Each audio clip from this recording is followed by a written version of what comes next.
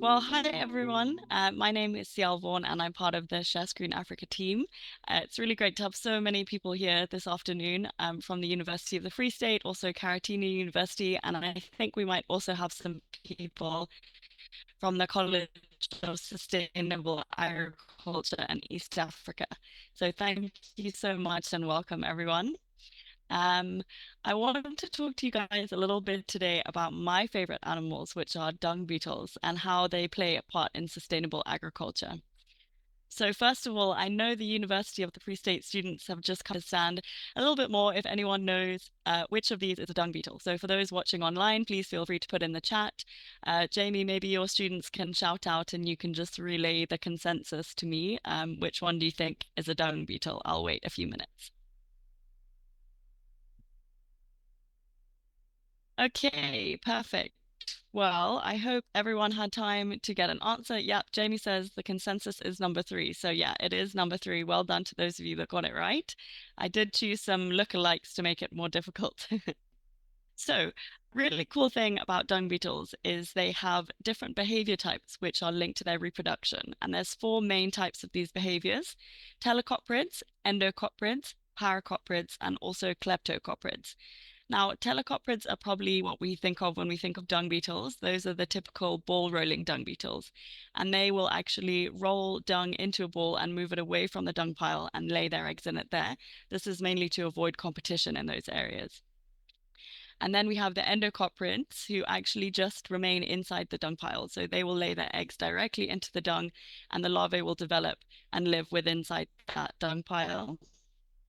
Then we have paracoprids, which are also known as tunnelers, and they will dig down underneath the dung pile and bring the dung down, pull it down into these subterranean chambers where they will their eggs will be laid and hatched there. And then there are also kleptocoprids, which are actually opportunistic, and rather than collecting any dung of their own, they just steal it from other dung beetles, usually the telecoprids, and then they will lay their eggs in that stolen ball. And depending on the behavior of each of these dung beetles, each impacts the soil in a different way, and each of them plays their own really vital role in the ecosystem as well. So, dung beetles have been quietly improving the ecosystem for millions of years. They specialize in processing the animal dung in the four different ways that we've just learnt about, and that helps to maintain healthy and fertile soil. So, by burying and breaking down the dung, the beetles are actually returning essential nutrients to the soil and basically fertilizing the soil for free. And this can reduce the need for chemical fertilizers, and that can contribute to organic farming practices. And the paracoprid species of dung beetles, the tunnelers, which we've just learnt about, their digging of tunnels actually can aerate the soil and improves the structure and its ability to retain water, which will be a massive benefit to crop growth. And actually, some tunnelers can even dig tunnels about a meter deep, which is pretty crazy for such small animals. And that really massively helps with creating space for water infiltration and also for root growth as well. And on farms that have livestock, dung beetles can also break down animal waste, and that reduces pasture contamination. They also prevent the spread of parasites by removing the dung and destroying the fly eggs within it, and that also contributes to the health of livestock. So in Australia, where cattle were not native, when the British imported cattle to Australia, they had a massive problem with flies. And they didn't have also either any native dung beetles because the dung beetles wouldn't have had anything to feed on. But they did actually import a lot of dung beetles to try and help with this problem. And in the areas where the dung beetles were able to survive, it massively reduced the pest populations and also methane emissions as well. And dung beetles also massive indicators of soil health. So if a farmer has a good assemblage of dung beetles on their farm, i.e. there's lots of them and they represent all the different behavior types, it's a really reliable indication of a thriving ecosystem.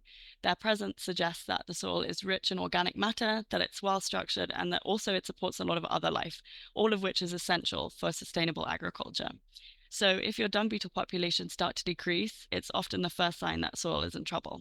And in conclusion, encouraging dung beetle populations by supporting sustainable and regenerative farming practices is really, really important. And by maintaining these healthy soils, the dung beetles contribute to this long-term agricultural productivity and also the environmental health. So farmers, researchers, policymakers, everyone should be working to promote the farming practices that enhance the soil biodiversity, including the protection of key species like the dung beetles. And this will ultimately help to improve our food security amongst our growing population and also ensure that we remain within the planetary boundaries.